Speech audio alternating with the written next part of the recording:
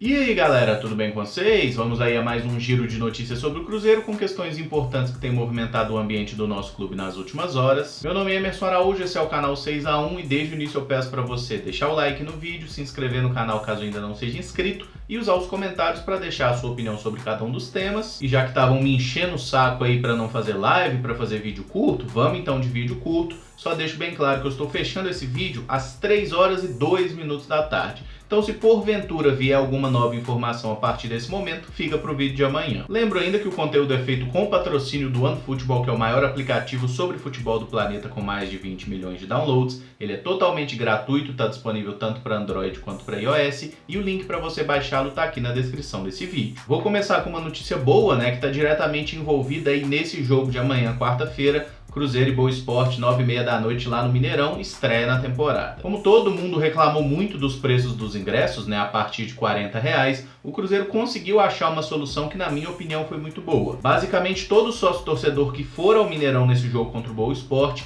poderá levar mais uma pessoa gratuitamente, né? Levar um convidado aí. E como que funciona isso? Se você tem as modalidades de sócio cativo, né? Se você paga um valor por mês e tem a sua entrada garantida, você só precisa ir lá no aplicativo do sócio ou no site, né? E fazer o check-in da sua presença e da presença do seu convidado. Não tem custo nenhum, é só fazer o check-in que está garantido no jogo. Se você tem daquelas categorias que tem desconto no ingresso, né? Seja a categoria que dá desconto de 60%, que é o Cruzeiro Eterno, ou a categoria que dá desconto de 30%, que é o Cruzeiro Sempre, aí você vai fazer a compra de um ingresso, naturalmente, recebendo o seu desconto, e poderá ainda fazer o check-in dessa segunda pessoa que vai gratuitamente. Deu para entender? Só não esquece de fazer o raio do check-in, tá? Você mesmo que compre o ingresso ou que já tenha a sua entrada cativa, né? Você tem que entrar no site e fazer o check-in dessa segunda pessoa para não ter nenhum problema na catraca. Na minha opinião, foi uma boa solução que encontraram, porque o preço estava alto, isso é fato, colocaram um preço muito caro,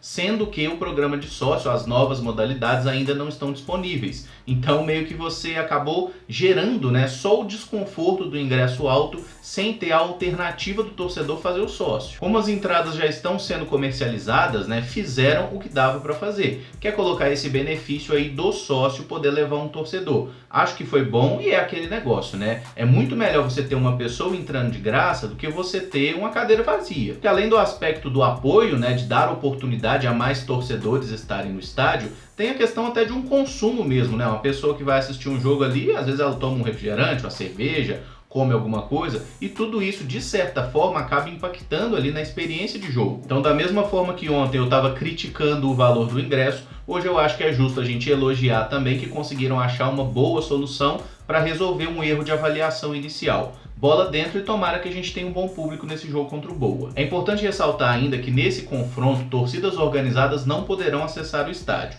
A Máfia Azul e a Pavilhão Independente, elas estão suspensas por um ano, né? Então o problema delas é mais grave, é uma questão que vai demorar ainda muito tempo, mas as outras torcidas organizadas também estão barradas nesse jogo porque o Ministério Público fez uma solicitação que as torcidas organizadas mandassem aí o cadastro, né, com todos os seus membros, ativos e tudo mais, e nenhuma das torcidas organizadas mandou. Com isso, todas elas estão barradas nesse jogo de amanhã. Na prática, o torcedor pode ir no jogo normalmente, seja ele de organizado ou não, mas ele não poderá estar com o fardamento de torcida organizada, também não vai ter nenhum tipo de bandeira e nem instrumento musical. Resumindo a história, o apoio é só no gogó, até por isso é importante a gente ter um bom público, né? Porque não tem ali um instrumento para dar aquele ritmo a mais, a torcida vai ter que fazer o papel sozinha e já cansou de fazer, né? A gente já cansou de ver o Cruzeiro ser punido em outras oportunidades ou as suas organizadas serem punidas e a torcida dar conta do recado. Mas é só importante fazer essa ressalva para todo mundo que pretende ir no jogo, não vá com camisa de organizada, porque você tenha uma grande chance de ser barrado e não poder acessar o campo. O Conselho Gestor do Cruzeiro se reuniu nessa segunda-feira com o Guilherme Belintani, né, que é presidente do Bahia, clube que passou por uma grave crise aí nos últimos anos, teve intervenção judicial e tudo mais, e hoje é visto aí por muita gente como um modelo de gestão. Eu gosto desse tipo de iniciativa e sou muito a favor a esse exercício de humildade de você aprender com o que está dando certo em outro clube,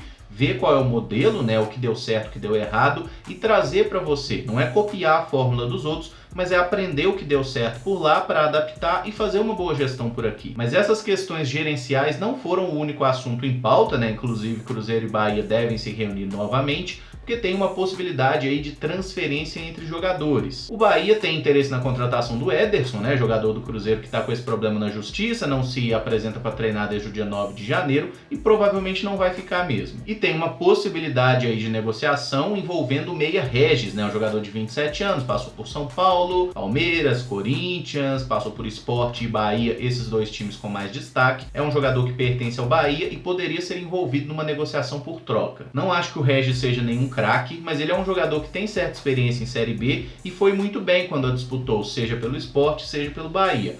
Acho que poderia ajudar o Cruzeiro, sim, até porque é muito provável que o Rodriguinho só comece a temporada por aqui, ele não deve ficar por muito tempo, mas vamos falar de Rodriguinho daqui a pouco. Então tá programado para hoje uma reunião, né, do Cruzeiro com o Bahia e com o André Cury, que é empresário do Ederson, também do David, para ver se chegam a um denominador comum, mas é importante a gente deixar claro que é uma negociação muito inicial, tá? Pode ser que dê jogo, mas não é algo muito provável. Acho sim que o Regis poderia ser útil, mas não acho que ele seria um cara para chegar, botar a camisa 10, definitivamente não é o caso. Outro nome que estará em pauta nessa reunião, né, do Cruzeiro com o empresário André Cury, é o volante Rômulo, um jogador que foi muito bem no sub-20 do Cruzeiro, estava super cotado para continuar no clube, né, o Cruzeiro falou que queria ficar com ele, mas não pagou, né, tinha que pagar R$700 mil até o final de novembro, o Cruzeiro não quitou esse valor, a diretoria perdeu o prazo para pagamento e a gente perdeu o atleta. A questão é que o Rômulo, que pertence ao Desportivo Brasil, está aí no mercado, né? Outros clubes também têm interesse nele, mas existe uma hipótese dele retornar ao Cruzeiro, não é uma possibilidade grande, até pelo que o Samuel Venâncio falou, mas ele, que também é agenciado pelo André Cury, pode sim retornar ao Cruzeiro e acho, inclusive, que seria espetacular se a gente consegue fazer isso, sabe?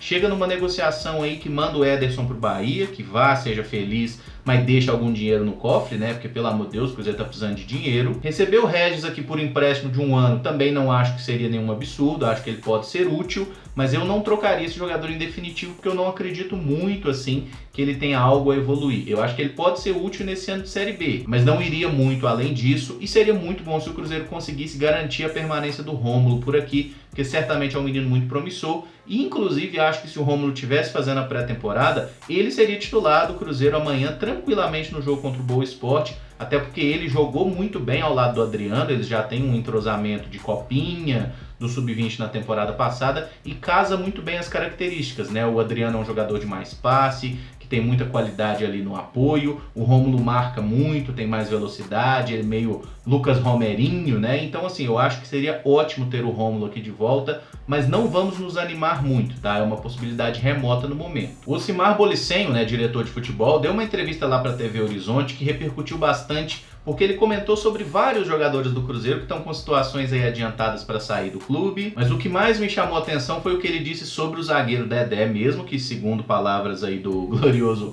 Bolimar, né, o Dedé foi o primeiro jogador a pedir à diretoria para deixar o Cruzeiro. Ainda não saiu do clube, né, ainda não conseguiu chegar a um acordo, mas ele foi o primeiro cara a falar, essas propostas não me interessam, né, esse negócio de receber menos agora para receber mais para frente, quero ir embora. E eu acho o exemplo do Dedé espetacular para a gente lembrar o que é o jogador de futebol, tá? O jogador de futebol, ele declara amor para qualquer um que esteja pagando em dia, mas a hora que a vaquinha fica mais magra, que o negócio fica ruim, aí acabou o amor. Aí é puramente profissional, eu estou honrando o meu contrato e buscando o que é de direito.